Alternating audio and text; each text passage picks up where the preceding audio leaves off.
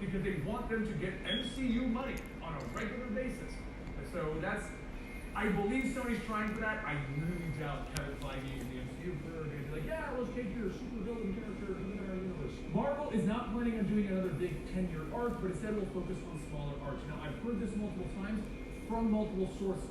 So, supposedly, there is no 10-year Thanos-style arc. Each phase is going to be an individual arc, and what they're going to do supposedly, and this is in our next situation, they're going to separate grounded heroes and cosmic heroes into two separate adventures.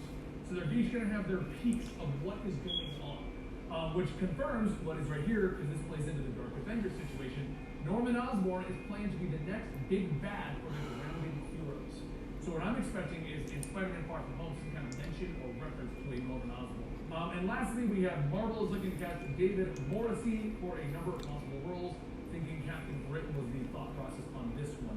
I don't know about that because I don't know the actor, maybe Captain Britain, but without knowing the actor, I can't do very much. Now, the other thing that I got for these leaks, which kind of coincides with some of these supposed leaks, so here's a bunch more. I'm going to go a little bit faster through these. This one I found on the Reddit Marvel Studios spoilers. This one has actually been up for 8 days without being removed. The other one was on the main Marvel Studios Reddit, and it got removed in about 48 hours, okay? So, confirmed films so far. This lines up with the other one. Spider-Man Far From Home, The Eternals, Black Widow, and Hawkeye. Now that I think is cool. The prequel Black Widow movie is going to feature Hawkeye, allowing the two of them to do their secret agent stuff. Shang-Chi, the Master of Kung Fu. And then here's where, according to Dylan on our team, the names get a little bit weird. And I think that they maybe stand fill in names. But Captain Marvel, Future Fights. Doctor Strange, Illuminati, and Black Panther, Kingdom Threat. And then there's Asgardians of the Galaxy Volume 3 and Avengers Reassemble. So the three in the middle there, Future Fights, Illuminati, and Kingdom Threat, they don't sound interesting to me. I do feel like those, if those are legit the names, they're standby names, and they're just using them to like come up with something better. Asgardians of the Galaxy Volume 3, I feel like could be the title if they're going to feature Thor in even the slightest amount, or if they're going to find the Asgardians. Maybe another ship of them floating out there or something along those lines. Asgardians of the Galaxy is something that the Marvel Comics has been really pushing recently, and they've been pushing a lot more Guardians of the Galaxy. So it's a very strong possibility that maybe we'll have Asgardians of the Galaxy with Thor, at least temporarily, with the Guardians of the Galaxy, and I could see them introducing a character like Angela along the line, if she's a part of the Asgardians of the Galaxy, and maybe we'll get the Thor Frog. I mean, if this was 8 years ago, I'd be like, no way is the MCU going to bring in a talking animal potential mascot. But, you know, we got a talking tree and a raccoon that I found in love with. So, the talking frog Thor guy, totally could see that happening. Moving on, though, Avengers Endgame, the phase division of MCU, we broke it into two categories, urban and cosmic, like I just said, with the introduction of the multiverse, the Fantastic Four, and Dr. Destiny being the main links between these, okay? I could see them using the Fantastic Four for that. Now, I'm not a massive Fantastic Four fan, but if you don't know like what they're normally involved in, the Fantastic Four are normally deal with multiple dimensions, multiple realities. They go travel through space. The Fantastic Four, at the earliest days of Marvel, were used as a way to introduce other characters because they would go off and do crazy things and be basically a fish out of water all the time. So I can see them going that route very easily now that they have the Fantastic Four and just use them in that manner. The films will not always follow a chronological order. Some of the prequels, like Black Widow and the Hawkeye and the Eternals, will be flash forwards. Spider-Man Far From Home will introduce the multiverse and be the main arc of the urban category.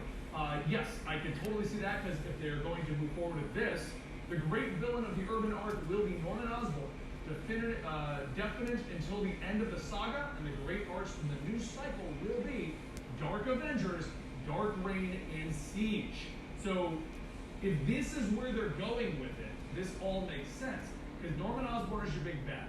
Norman Osborn is going to somehow be elected to power within the MCU. Norman Osborn is going to create the Dark Avengers. It'll be a different version. Probably, I could see like U.S. Agent being the new Captain America and the black suited Spider-Man, but we'll have an MCU version since it can't be Venom. But you make your own version of the Dark Avengers, basically.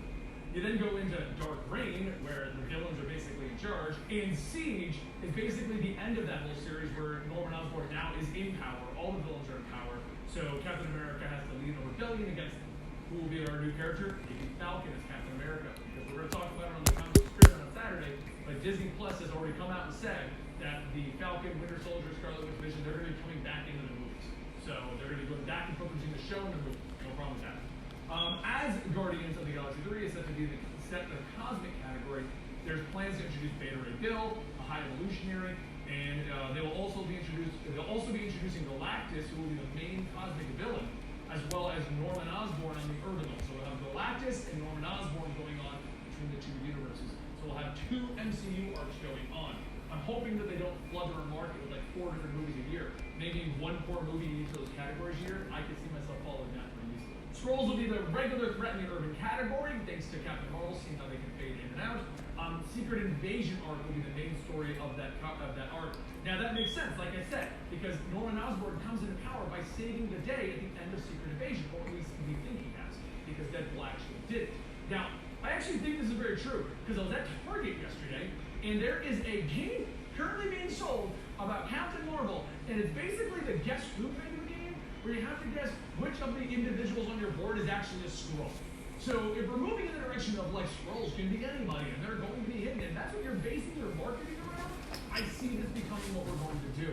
And what, for the record, who approves these board games? Like, Captain Marvel in the Guess Who category. Does your Skrull have a wrinkly chin? Is he purple? I'm thinking you got Thanos. I totally different direction. I know Thanos isn't a Skrull. I'm cracking a joke. Stop typing angry responses to me, please. I know. Okay. They both got weird shit.